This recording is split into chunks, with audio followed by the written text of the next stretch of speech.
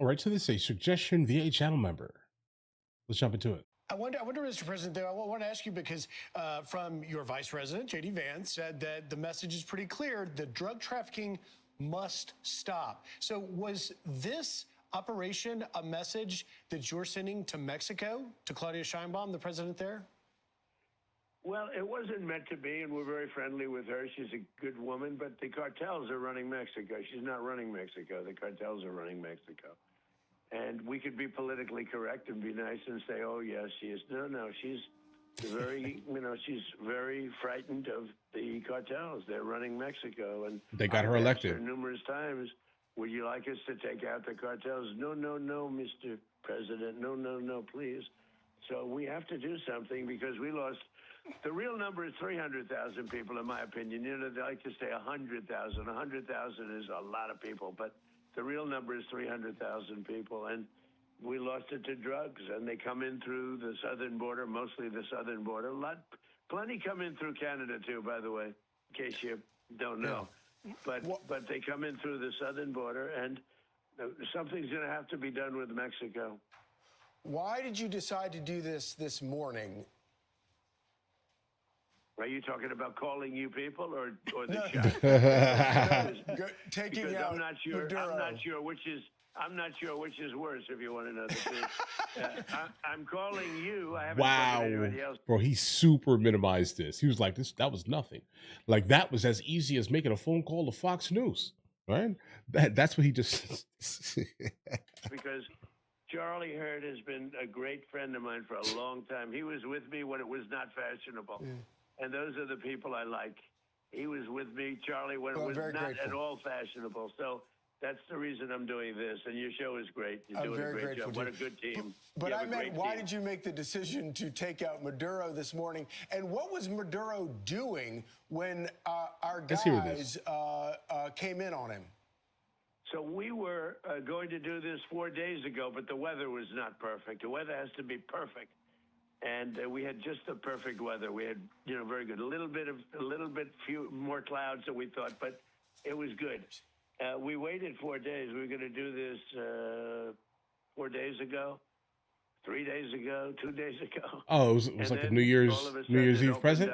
And we said go.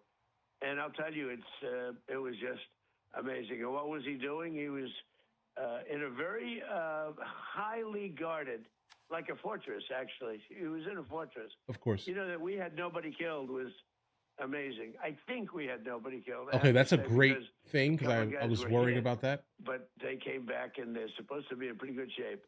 But that we had nobody killed, that we lost no aircraft. Everything came back. We got it all back. One of them was hit pretty hard, but a helicopter, but we got it back.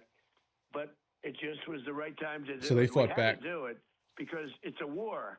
We're losing 300,000 people a year. We don't lose that much in a war, okay, if you look. And we had to do it. But he was in a house that was more like a fortress than a house. It had steel doors. It had what they call a safety space where it's, solid steel all around. He didn't get that space closed. He was trying to get into it, but he got bum rushed so fast that he didn't get into that. We were prepared. We had, massive blowtorches and everything else that you need to get through that steel, but we didn't need it. He didn't make it to that area of the house. Mr. President, your war on narco-terrorism from our southern border and beyond clearly will save American lives. Moving forward for Venezuela, what do you think is next for the Venezuelan people now that you have removed Maduro so that he can face American justice? Well, we're making that decision now. We can't take a chance on letting somebody else run and just take over where he left off. So we're making that decision now. We'll be involved in it very much. And we want to do liberty for the people. We want to, have a great relationship. I think the people of Venezuela are very, very happy because they love the United States. They were run by essentially a dictatorship or worse. It couldn't have been worse. It was a terrible thing that was taking place in Venezuela. But look, yeah, he wrecked his country, bro. People he did. Were being killed through drugs, and what they did to our country in sending prisoners and people from mental institutions and drug lords and everything. They send them by the hundreds of thousands of people into our country. And that is just unforgivable. That's why, he wanted to negotiate at the end, and I didn't want to negotiate. I said, nope, we got to do it. He was trying to negotiate at the end. You probably saw that. Oh yeah, And the car video. trying hard to make a deal. And I said, and, this could have been a very foolish thing if it didn't work out. But I said, nope, we can't do it. What he did with drugs is bad. What he did with a lot of other things is bad. But what he did was sending hundreds of thousands of Tren de Aragua and drug dealers. And they emptied out their jails into our country. They emptied out, if you think about it, they emptied out all of their mental institutions into our country. What he did there, and every other thing, is unforgivable. Hey everyone, I'm Emily Campagno. Yeah, guys, it definitely seems like he emptied, let's say, out of his country, like kind of how we have like random discussions about like making people stateless, like if they have done things that are like absolutely egregious to the United States of America, we will then attempt to kind of make them stateless. It seems like that's what Maduro did more so. But that's still not the point here. Of course, if you leave Venezuela, what other country are you going to go to in that region? You're not going to go to Brazil. You're not going to go to Argentina, right? Like generally not. The first thing you're going to do is run to the lighthouse in the middle of the darkness, guys. I mean, that just seems like what's going to happen and has happened and will consistently happen until that specific region is like absolutely fixed, guys, right? But how do you fix something, right? The Monroe Doctrine, I keep bringing this up because it's very important kind of to like what exactly needs to happen and has been happening, at least in the region here.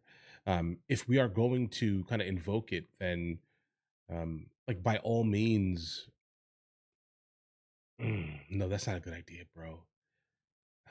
Unless, no, it's not a good idea because it's just going to bring more people to us, more and more and more and more and more. Like everyone is just going to flood our southern border, bro, because we're going to basically be even more of a shining light in the darkness if we do this. If we focus on the West exclusively while still disregarding other countries that are in the Western Hemisphere, that's even more people flooding our border because their lives are terrible and they're going to run to us, bro. So there needs to be a way we can fix things without like making everything immediately kind of about us. Even though I know the smart play here would be to kind of make things about us because hey, listen, we want to be the best. We are the best. We want to be considered it worldwide. We want to have all the good stuff here, right? But by doing this, it immediately makes everyone else bad, if that makes any sense. And then that's where we get into more of the issues. Previous video, I kind of pointed out the 1989 issue specifically with Noriega, and that's kind of what I mean. Like, look at what happened to South America, Central America after '89. All right, like look at it. Just look, go back even further if you want to. Right, just look at it here. All right, all of the causes of like the Iran Contra, Noriega, all of these things, right, basically cause what South America is today, right? It's created a vacuum for absolute warlord-esque type of monsters to basically take over some of these places, and then also get funded by the cartels that are basically kind of making money for the local government here.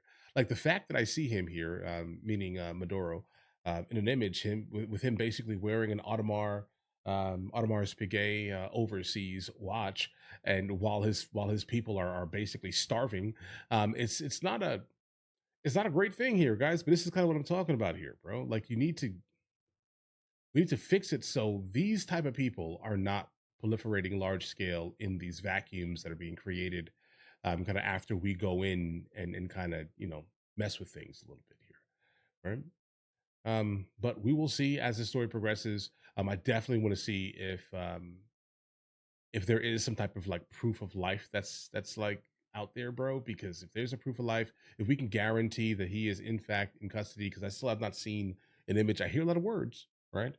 Hear a lot of words, but I definitely want to see it. But obviously, they're not trying to release that to the public yet, I'm guessing.